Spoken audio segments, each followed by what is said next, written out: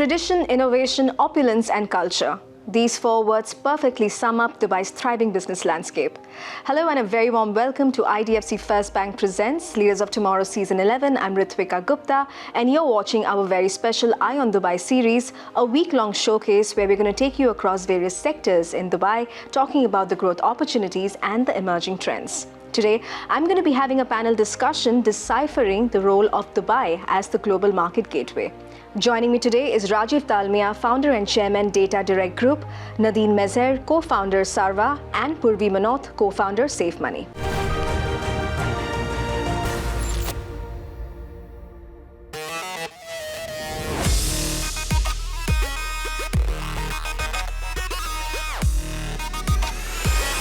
India and Dubai's economic ties have flourished over the years, with Dubai serving as a vital gateway for India's trade with the Middle East and North Africa.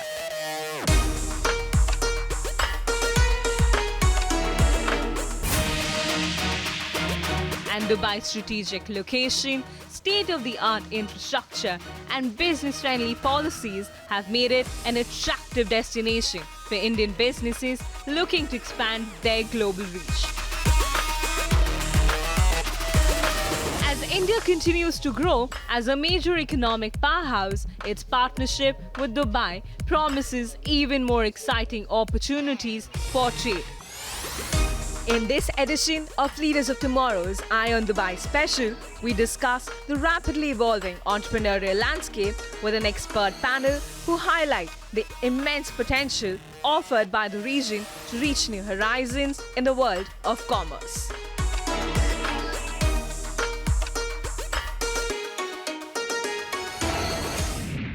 Rajiv, Purvi, Nadine, thank you so much for being on Leaders of Tomorrow. So today, the panel discussion essentially is to cover Dubai as a business gateway, a global market gateway. And I definitely want to begin this interview by asking each one of you, specific advantages, 2 or 3 key advantages that the city offers, for enterprises to come and set up here. So let's start with you, Rajiv. What's your take on that? Thank you for giving me this opportunity, Ritwika. Great to be here and discussing this amazing topic which you raised. Of course, I've been an entrepreneur and came to Dubai in 96, 97, so it's been nearly 27 odd years. Yeah. And I started my company here in 2002, so it's been about 21 years, more than 2 decades, where I actually began my journey in this industry where we are, which is BPO, KPO, which is business process outsourcing. So when we started, this whole industry was already, doing well globally. India was the outsource hub for the global players, countries like US, Europe, and no one knew about the Middle East, the GCC as a domain or as a destination. And over the years, what we realized is that the opportunities here were so many, and companies started coming here, and this industry grew. So that was just one example of what this place gives you as an opportunity, a virgin land for entrepreneurs, for professionals to come. And over the years, this is just one industry I'm talking of. You can talk of so many other industries, whether it's airlines, whether it's tourism, real estate. People in all these industries have really done well. And that's what Dubai is all about. Opportunity, land of opportunity. It was there 27 years ago. It's there even today. Fantastic. I'll come back to you on that. But Purvi, what's your take on the advantages the city offers for your business as well? Right. I think Dubai is very well positioned to be a strategic corridor. It connects the Western world and the Eastern world pretty well. Apart from that, how the entire regulatory landscape is set up, it's just extremely beneficial and conducive to new businesses, right? It becomes very important that any land is open to newer technologies and the innovation that people want to bring in here in terms of talent, resources, businesses, enterprises, manufacturing. Dubai has been a hub, and one of the reasons has been that they've been really adaptive and adoptive across their journey. Sure. Nadine, your take on it? I mean, I completely agree with my fellow panelists. And I think Dubai is a very unique city because it's a city that's very forward-thinking all the time, and it keeps working on strengthening its position as a hub.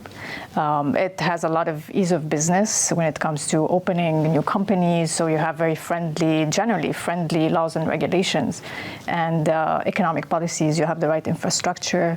It's also a talent pool because you have such a diverse population, and you can really open markets across because you're able to test here with a market that's it's quite unique because it's built from a lot of early adopters. So also it's a young population with very high digital penetration.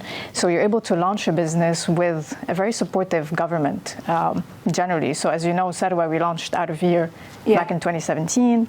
We were part of the first accelerator for fintech, which was done under the government also as a part of the initiatives that they have.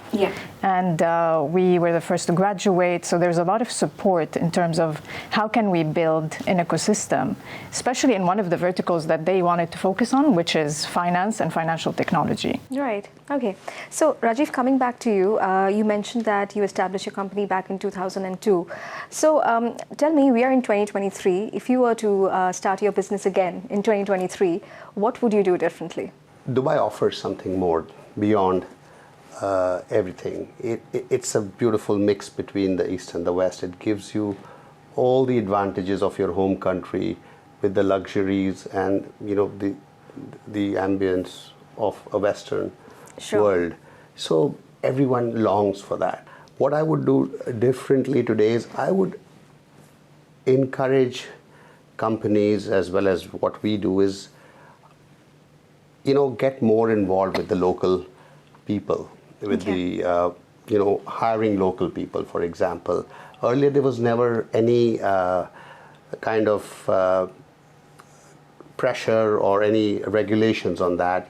But over the years, this has become very important for any country to survive and not be dependent. You have to ensure that the local workforce is talented. It's given an opportunity to serve the local domestic market through its services and through its talent. So this is what I would do differently, and I would encourage people to do that. And that would be very, very useful for not only the businesses but also the country. Excellent. Nadine, I want to bring you in here. Sarva is, as I was researching, is the first and the fastest growing investment app for young professionals. So definitely I'm keen to understand your story behind Sarva, what motivated you to start the app, and what are some of the trends that you're seeing, some of the growth prospects that you're seeing in the fintech landscape? We launched Sarwa because we realized there's an opportunity in the market to actually provide a service for especially the young professionals that are looking to build a better future, that want to invest but don't necessarily have a lot of money, right? So historically in the industry we operate within, which is wealth management, you need to have wealth to build more wealth. And we wanted to disrupt this. We wanted to make it more accessible, easier, simpler. And that was the main reason why we started. Now, of course, you have, North America and Europe that already had similar services, but the region was still at the time when we launched, had many opportunities to better these services, especially in the finance industry. And as I mentioned before, again, there was we like to say the stars were aligned because it so happens that at the time, part of the focus of the government and the initiatives that they were launching for finance was how can we actually support transformative technology and future technology to build that system. And this is how we started, right? So as I mentioned, we started out of the IFC. That also gave us a massive opportunity as being part of a government initiative and accelerator to sit with the regulators. So we were able to, we were part of a sandbox where you're able to sit on the same table as regulators, work on the frameworks for laws and regulations to actually ensure that it becomes a sustainable economy. Sure, right. Purvi, I'm going to bring you in here as well. You're in the similar space, the fintech finance space as well. And I, by the way, love the name of your app, Save Money, because we all want to save money. So what is your take on that, the kind of support that you have received from the government, when you were setting out, to build this app and build this platform? What can you tell us? So Dubai as a geography has always been very supportive when it came to any sort of first mover advantages. We were also part of one of the accelerators, which were Mohammed bin Rashid Innovation Fund, directly accelerated by Ministry of Finance. And we were also in an opportune time where ministries were trying to push more sustainable finance to the forefront, where sustainability agenda is not only limited to other factors, but also how does it fall into the personal finance spectrum of the users. Right. So that is where we could find opportunities and a very supportive ecosystem, both on the side of businesses and governments, who came together and said, yes, we see that users in here want to understand their money better, save their money in a more efficient way. So our entire agenda was to how do you help people be in better control of their money and just make it more relevant, accessible and rewarding so that they stick to good money habits. And our stars aligned too. Fantastic. It's time for a quick break here. We'll be back shortly. Stay tuned.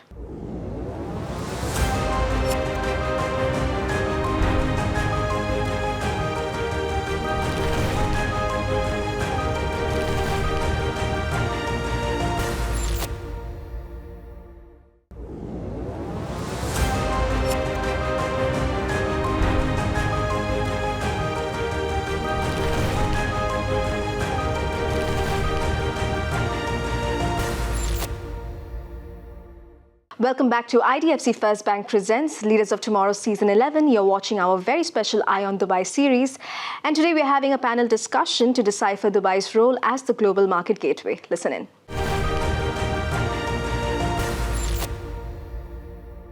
Rajiv, coming to you, just shifting gears a little bit. India and Dubai, they have emerged as significant players in the global business landscape.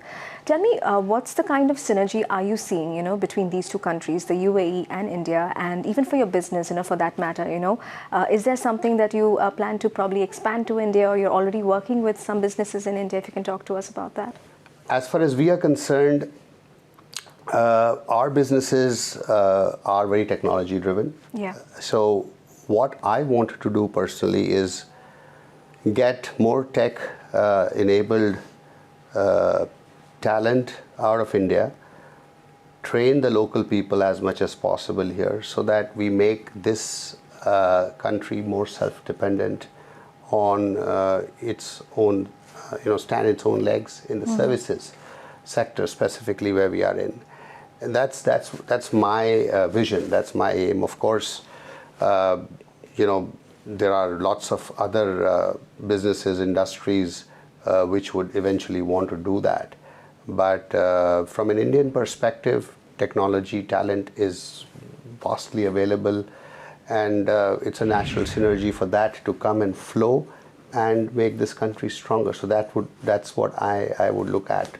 Sure. In the coming years for my business and for this country. Absolutely. And speaking of technology, I think all three of you are in the tech space in some way or the other. So, the theme for our show this season is Ideas for New India. And of course, we are in Dubai, but I actually want to ask individually, what are some of the big ideas, do you think, that have the potential to change the technology space, the fintech space for you, and maybe even for data as well? So some of the big ideas, or one big idea. So maybe let's start with you, Purvi. So India in itself is one of the largest fintech markets and one of the most advanced ones as well. For UAE, I think the tech infrastructure, the base of it has been very well laid, and now it's time the kind of features and functionalities that we constantly build that makes customers' lives really easy. So if I have to port ideas from India, it is going to be the UPI functionality, right, where everyone is enabled, right from businesses to individuals with digital payments in their hands. Yeah. And that breaks them free from the cards infrastructure from very high cost of transaction ecosystem and make it just palatable for everyone, right? And India UAE corridor is one of the largest expat corridors that you see in here. And if we find synergies, nothing like that. Perfect. Nadine? Yeah, I think honestly, digital currency is a massive one, and it can facilitate so much for so many people. Yeah. In our space, I'd like to also highlight open banking, something that it's been, discussed long and hard, but there's still hurdles. And of course, how do you do that while protecting data privacy?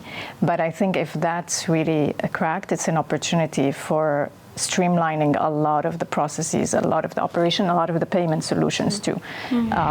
Passporting also of licenses. As you know, we talk about the open market, and it'd be great if we can see that happening.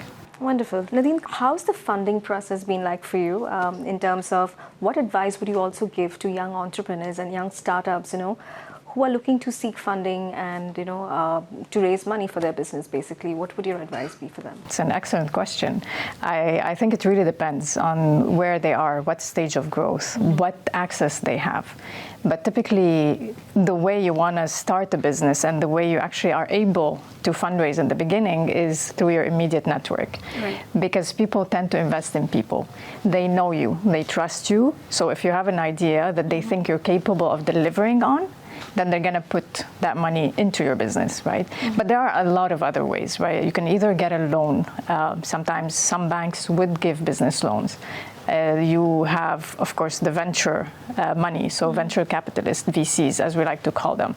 You have angel investors. So in the beginning, and there are networks you can tap into. So you have networks of angel investors, depending. Sometimes they're very specific in the vertical. Sometimes they're broader. Sometimes they focus on women-led enterprises, right? Yeah. So it really depends on the stage of growth. However, you need to also know that whoever you bring on board, think of them as long-term partners. It's like a marriage. And as much as you can, if you don't really, really need the money, filter and be strategic about who you take on as investors, because they can also unlock a lot of doors. And it does make the journey much more different as you grow. Absolutely. Purvi, you want to come in here? You want to add your No, I can echo quite a bit of it, where at early stages, especially, the power of community plays a very big role, right? Where you're not only seeking money for operational part of it, but also for a lot of strategic growth that you have got in mind.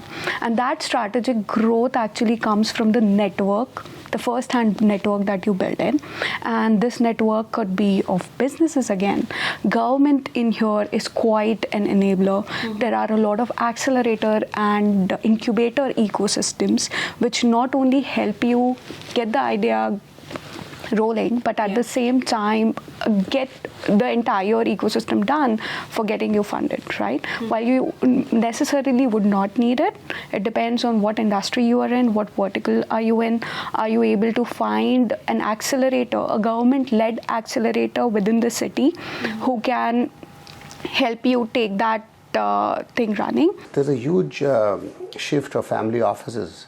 A lot of family offices who have just, in the last couple of years, especially after COVID, who have set up their bases here, moving out of Singapore or some other parts of the world. And that gives a lot of impetus to the entire business community here, the startup ecosystem here, because eventually they would want to, identify growth industries or startup companies where they can, utilize or set their investments, Yeah, I am keen to understand from the both of you, what is it like to be a woman entrepreneur in today's Dubai's business landscape? And you can talk about, because that is also, I think, one of the economic priorities, under the D33. So Purvi, let's start with you. So Dubai in general has been very open to women entrepreneurs and nurturing them absolutely ground up. Again, coming back to a lot of accelerator ecosystems, not limiting to that, but they want women to come to the forefront and run a lot of opportunities which are first on technology, AI, blockchain, And we are seeing a lot of women entrepreneurs doing that ground up. Again, there are special mentorship opportunities available.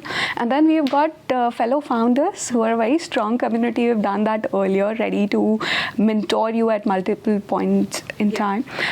Especially, I just noticed something at DIFC where, in partnership with a particular bank, they are running a beautiful initiative of women in tech, and that has been one of the impetus area for D33 as well. Sure. So, yeah.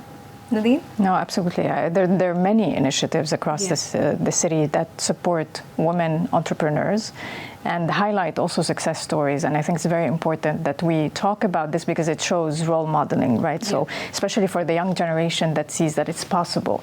But Dubai, regardless, has been a success story in terms of supporting more women going into businesses, more women in STEM, more women in high management.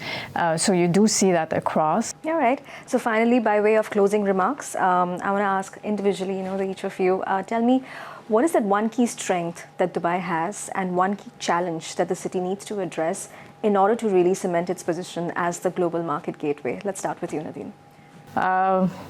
So many key strengths, but I want to focus on one, which is diversity, and goes hand in hand with diversification. So there's a lot of opportunities across verticals, across businesses, but the fact that the population itself is so diverse brings a lot of beautiful, as I mentioned before, talent and knowledge. And I think one of the verticals that they want to focus on in the D33 agenda is around also a knowledge transfer and an economy of knowledge, right? And that is unique to the city.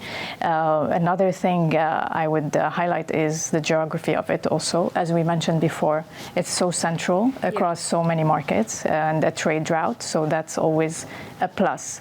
One thing you're asking about challenges, and I think going back to sustainable economies and how do you build an economy that's focused on SMEs and homegrown companies and startups, when you also want to attract foreign direct investment and you want to build a global hub for international companies, is how do you make sure you're not cannibalizing the ecosystem? So balancing between homegrown and international, and how do you make sure that they work together in a very strategic way? Wonderful. Purvi, one key strength and one key challenge? I think the diversity is the biggest strength, especially from an entrepreneur's perspective. It becomes a testing ground to have access to so many nationalities at one place. And at the same time, it becomes challenging. How do we service them in the best of manners where they are served not only in a culturally palatable manner, but also something that they can relate to. And Dubai is certainly working on a lot of community-based action in there that fosters that kind or embraces every nationality. So yes, a strength, a very big strength, and a challenge, not a challenge, but an opportunity that can be grabbed up immediately. Sure. Rajiv? Here, what I've seen is the political stability, the leadership of this country. That's the very, very core strength of UAE and Dubai per se. That gives a lot of confidence to investors, for large corporates to move to this country, to believe in this country. One challenge which I feel which this country is facing is the drain of talented manpower, the young graduates who are very sharp, very smart.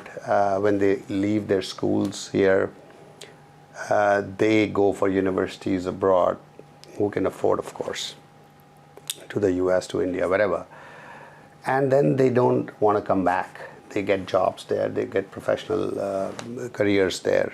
Well, fantastic. It was lovely chatting with the three of you. Thank you so much for taking time out of your busy schedules to join us here today. Thank you so much. Thank you very much, and thank you, my panelists. With that, it's a wrap on this edition of IDFC First Bank Presents Leaders of Tomorrow Season 11. We hope you enjoyed the discussion. Thanks for watching. Goodbye.